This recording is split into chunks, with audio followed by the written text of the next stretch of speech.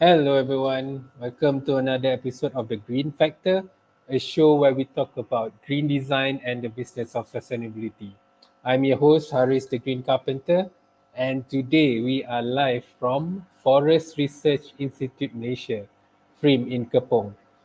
Um, so today we're going to be talking about monetizing plastic waste. And with me today, we have Mr. Daniel Quilter. Hi, Dan.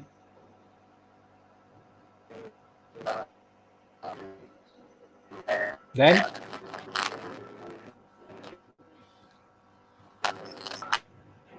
I cannot hear you, Dan. Are you there?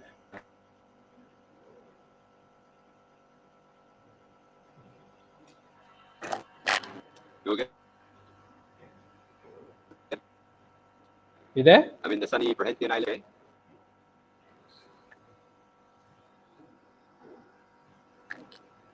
Can you hear me okay? Yeah.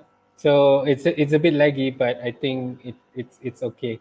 So Dan, before we go ahead and talk about plastic and monetizing of plastic, why don't you tell us a little bit about what you do and a little bit of your journey?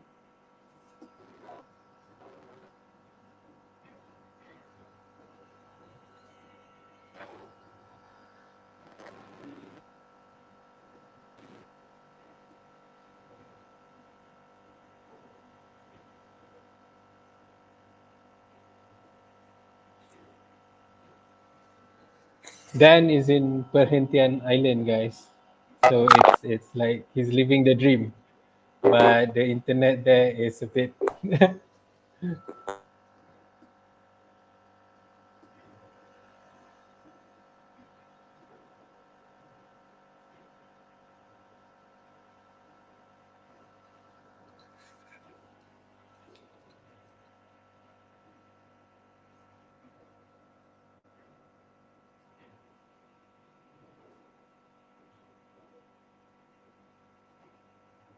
So just to share a little bit about what Dan does is Dan what they do is they collect plastic from rivers, from the oceans, and they pick them up and then they process it into things. They use molds, they use different kind of technique in terms of utilizing the plastic and change it into something that we can use.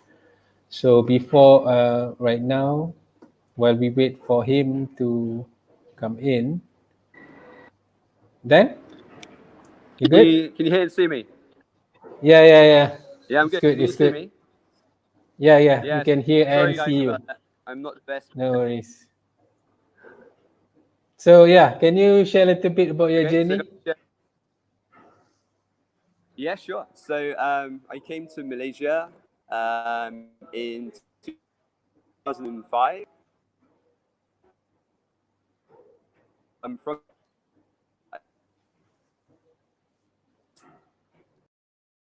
first. I was bunkers container. It was really like wow. It was a really like thought by it. And wherever I've been to like KK, and I went over to Sempona and Mabo, and the rubbish was getting worse. And when I went over to Semenjang, over to Perhentian Island, there was more rubbish there. And I just thought one day, I just woke up. I was sleeping I remember actually, it was in 2014. I was sleeping at the beach at Kampung Mangkok in Setu, one of the most beautiful places I've been to in Malaysia. And it's where I want to retire, actually.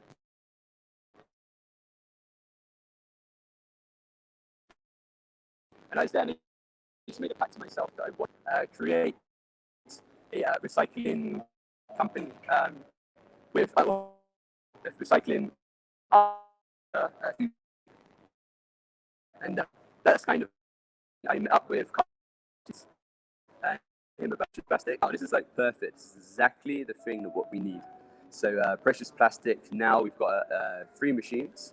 We've got one in Perhentian Island and in one in KL. There's one in Maribor before. And we're now starting to make we're making small things at the moment. We're injecting plastic into into molds to make things like keychains and coasters and flower pots. But we're just starting to make beams of plastic, so we can start making things like furniture and tables. So yeah, it's quite an exciting life. I've always been close to the beach and close to the sea, so I've seen turtles and sharks dead in fishing nets. I've seen them on the beaches and in the sea as well. We've had a few turtles washed up, and we've had to do a necropsy. We found things like plastic inside their stomachs. So it's I'm coming from the kind of the conservation angle of the plastic problem, the ocean problem. Yeah. So I'm sorry about technology problems, but yeah. Yeah, But then but that's the problem living on the yeah, island sometimes. yeah, it's the pros and cons. Yeah. Yeah, the pros and cons there. Yeah, I would show you a very beautiful beach and the sea and all that. The cons is not so good, and I don't want to risk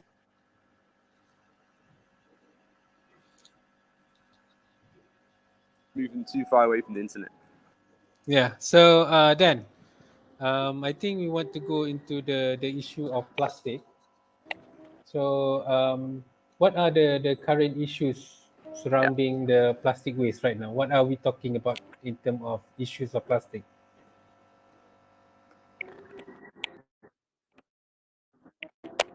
Yeah. So I'll start off with one. I'll start off kind of like in a way a little bit backward. So um, right, most people have heard about the ocean plastic problem and all this sort of thing, right? So actually, in the ocean, a lot of people talk about microplastics. Okay, so microplastics are actually very small pieces of plastic. So these very small pieces of plastic, they do cause problems and unknown problems, and they can go into animal stomachs and into our food, into our blood as well, right? But for me, that the bigger problems are not the really small ones. It is actually the bigger pieces of plastic. So it's things like the plastic bags, the bottles, the discarded fishing nets. These are the things that are causing death straight away. So, and if we could actually stop all these big pieces of plastic going into the oceans, then those big pieces will eventually break down into small pieces and into microplastics. So just by taking out one plastic bottle, you've probably taken out, like, in the future, a million pieces of plastic, right? So I mean that's the way that we need to kind of tackle it. So where do all these big pieces of plastic come from? Okay, so I always thought, okay, that they from on the beach, throwing them in the sea, and all that sort of thing. But when you think about it, who creates rubbish? Who creates waste? Right? It's not turtles. It's not the monkeys living by the beach or the billwack. It's us humans. So where are us humans? Where are we? Where's the majority of us? We're in the cities, right? So actually, the waste problem, the ocean problem, starts right at the city. Okay, and we're in Malaysia, obviously. So Kuala Lumpur has the Klang River running through it. So the Klang River was actually in 20. I think the study was in 2015. Was rated as the second biggest contributor to the ocean plastic problem in the world. The second, number two.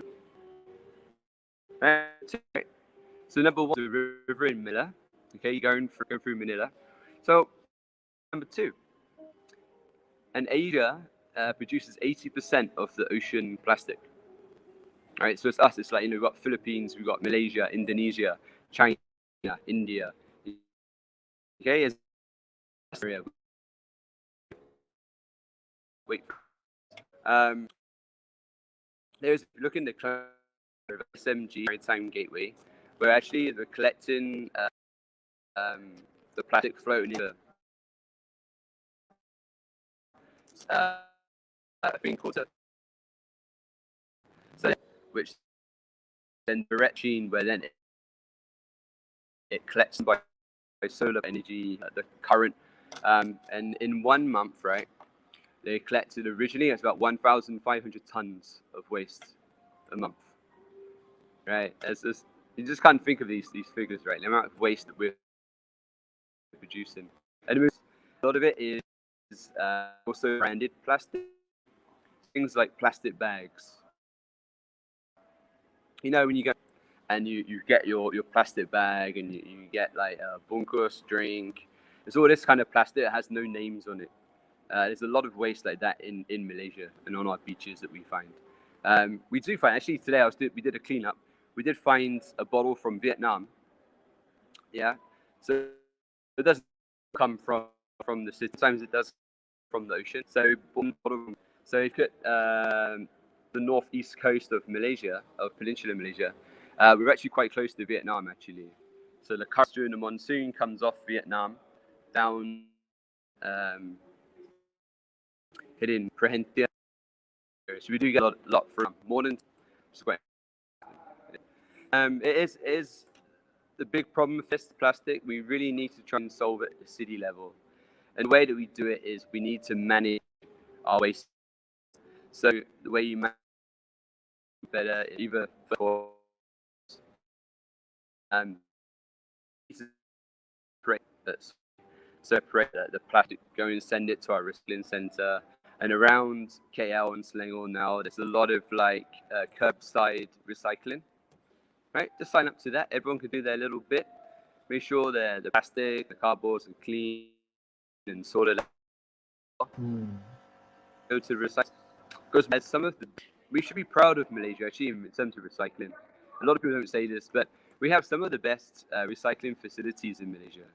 So in Johor, I think, yeah, they're actually the best ocean plastic certified recycling center, right?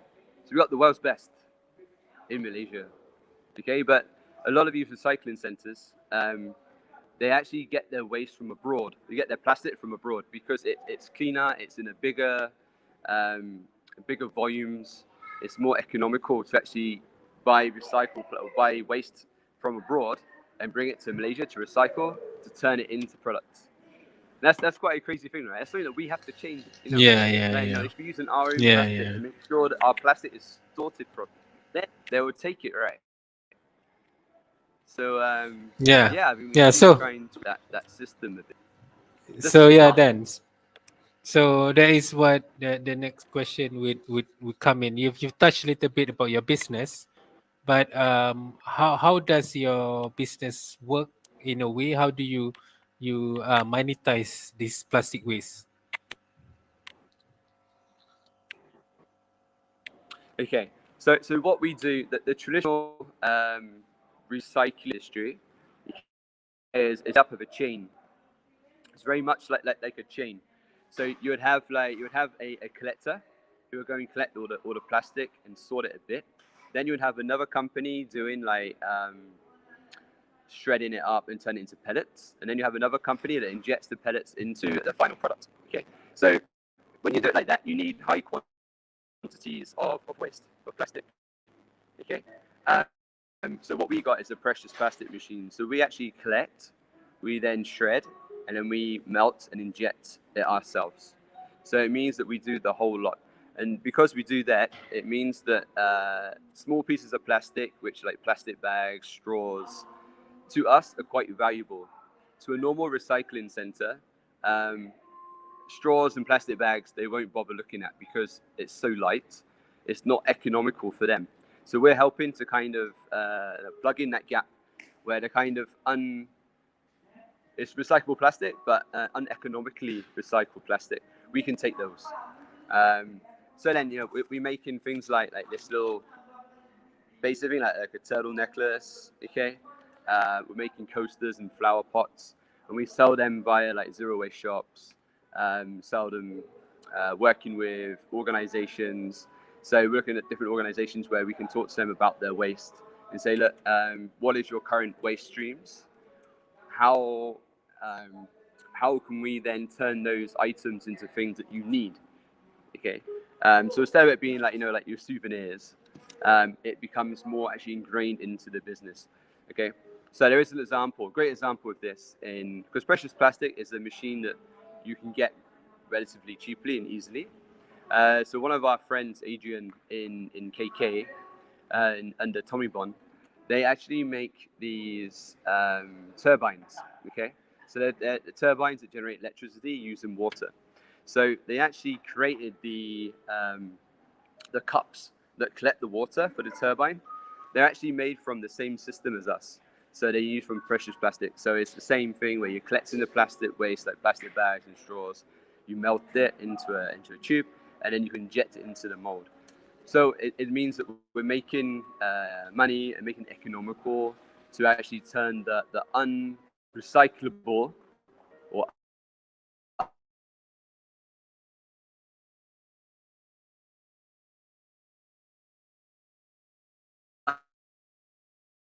uneconomical item into.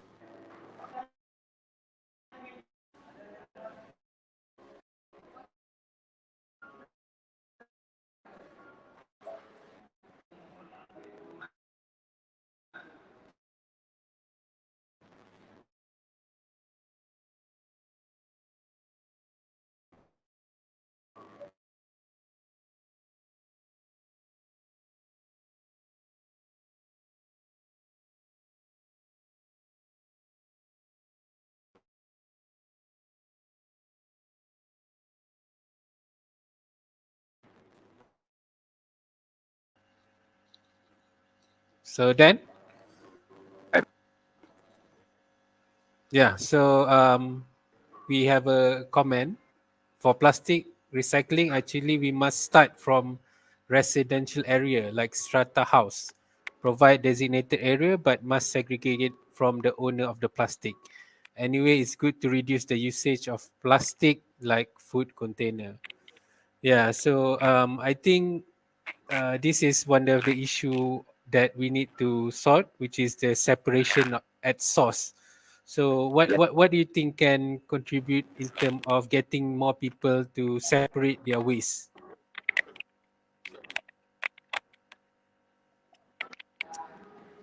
Yeah, I think we're actually starting to do this with green steps in TDI already. We have about 100 houses with ESCO, so door-to-door curbs recycling. I think we need to do that throughout of KL, Selangor. Curbside recycling would increase the number of people recycling, because it's the same as your normal trash. You put out your trash out the front of your house. If you did curbside recycling, it's easier for the general public to do. I think we need to make it easy and systematic.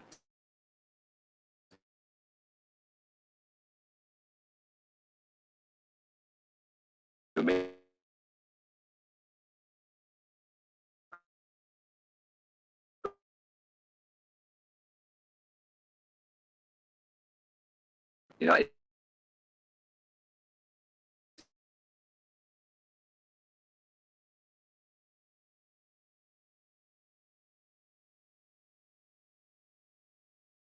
it's what service doing it.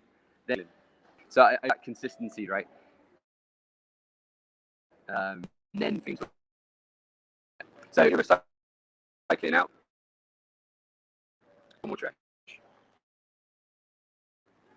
But long to make sure it is as well, yeah. Because like we actually have to wash all of our plastic ourselves. So sometimes we get milk containers, and oh my god, oh my god, yeah. So So yeah, I if think there we is have the, milk the next containers, the next question that I want to ask is like what are your challenge in doing what you're doing?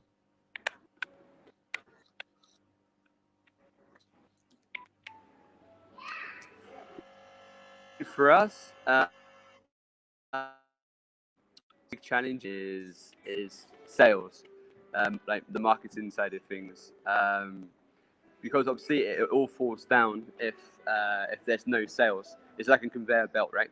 So in terms of us collecting the plastics, it's not too hard. Washing the plastic is quite hard. Cleaning the plastic, that's a really hard point for us. It's time consuming. Rather than say physically hard, it's very time consuming. And then the selling, the making is not too much of an issue. It's the selling and making products which are they're recycled, but they're better than what you can get. And I think that's what we need to be aiming for: is that recycled items shouldn't be bought because they're recycled. They should be bought because they're the best. Right? So that they solve solutions. They are the best solution. And I think once we get to that kind of stage, then your sales becomes very easy, right? So it's like designing the good products, these sort of things. I come from more of a conservation kind of background and passionate kind of NGO kind of background. So having that kind of design, finishing the quality, making things that, making things that are better than what you can get, then the sales actually works, right? You don't need to do too much selling. So I mean, those are our two main challenges. Yeah. Yeah. So um, Aaron said that I believe pyrolysis is a good solution. So I think this one maybe we can look it up and see what is it. And then Fairuz said residential council actually may generate the money from selling the recycle. Hire permanent contract to collect the things and like plastic and cooking oil. So I think there's a lot of things that we can do to incentivize and also help to reduce the issue of the plastic. But I think it's all about whether the person wants to, or whether they because this kind of thing is a bit hassle to do. There's a lot of things that we need to do beforehand. There's a lot of commitment that needs to be done, and if there is no drive from inside, then it's going to be a bit difficult.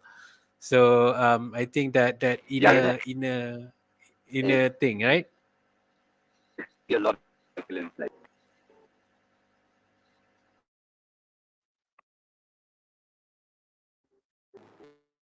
So the next question is like, how can other companies which are not waste Like based or recycling not is out like there. your company take advantage of this? So um,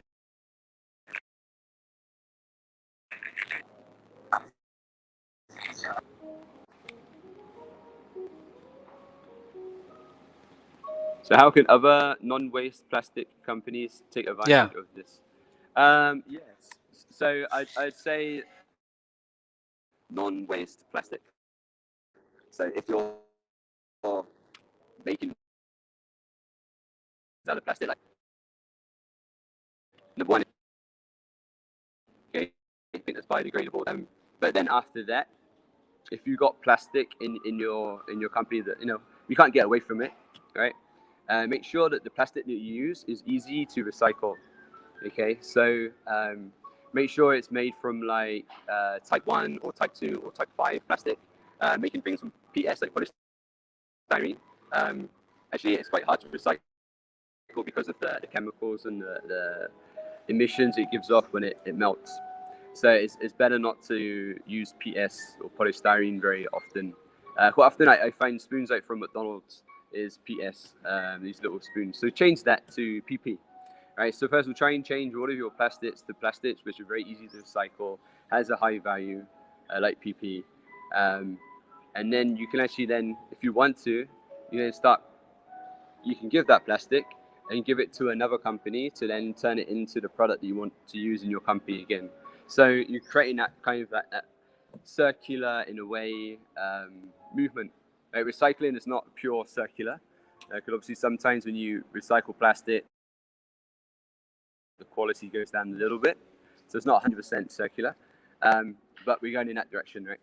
So if you can reuse some of that plastic within your company. So for example, like if you've got like your products that are packed in cling film, and that is type 4 LDPE, you can then recycle that into products like say manufactured wood, right? It's covered in plastic when it comes, right? You take it off. If you can't get rid of it, you can actually use that plastic to create the door handles. Okay, so that's something that we're working on, right? So it's using something, so then you don't need to actually use that plastic. You don't need to buy door handles anymore because you can use the plastic that's within your company. Yeah. So there's sort of lots of ways that companies can do that. Yeah, so like I think what we are also discussed before, like some of the plastic that we produce, we also want to make doorknobs and all that. Like we might be working with you. So I think what interesting is being creative about solving the solution. And there's a lot of opportunities that is in this space. But what what do you think will be heading in terms of future of plastic recycling here in Malaysia?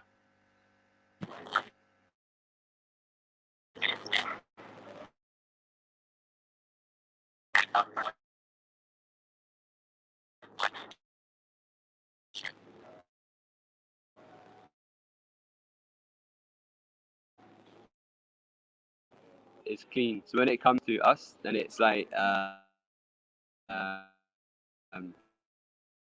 an example, like the word also be off it, plastic, relatively easy to make into plastic. But what is the future of plastic recycling? So we're talking a bit about companies already. So there's actually a movement that's already started around the world about 10, 15 years ago. Um, in Malaysia, we just started a thing called EPR, so it's Extended Producer Responsibility. So it means that basically the brand or a company makes a product of plastic out of plastic, and it mainly packaging. It becomes waste. Actually, the person who produced that waste or that packaging is actually responsible for its disposal. Okay, so this is the future of, of plastic and the recycling. And it's in particular, EPR is very much focused on plastic. It should be on all types of waste, not just plastic. But plastic is the first one to go to. So at the moment in Malaysia, it's a voluntary scheme. So there's companies like the big brands like Nestle, they're all doing it, starting it up with an organization called Maria. So Maria would be the one who actually helped to collect back all the waste and then to make sure that it's dealt with properly and recycled. Okay, but then in 2025, the plan anyway, the plan at the moment is for EPR to become legally binding. So it means that the big companies that produce waste like packaging, um, they have to be responsible for collecting back their waste. So that's a great move by Malaysia, fantastic move. So 2025 is when it becomes, everyone has to do it, every company. So that's kind of one way of collecting of the waste. But I think you'll see a lot more of um, algae plastics. I think that's a big future for Malaysia in particular, because you've got a lot of seaweed farmers in Sabah. You can actually turn the seaweed into plastic, and that sort of plastic as well. It's more like wrappings. So, and the good thing about it is actually it's 100% biodegradable, and you can even eat it. So you may have seen some of the marathons and these long runs, right? They give water to these athletes in like little like pouches of water, right? So around that actually is what is actually algae plastic.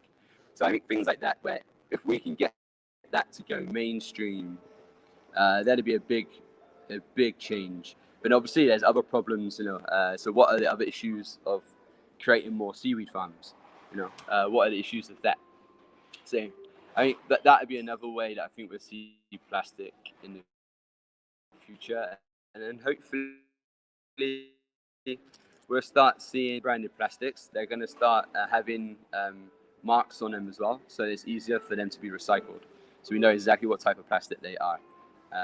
And I really, really hope that in the future that if we have to make something out of plastic, which sometimes we have to, we make it out of plastics like PP and HDPE and LDPE. We keep the plastic types down and not have lots of different types of plastics. I mean, so we can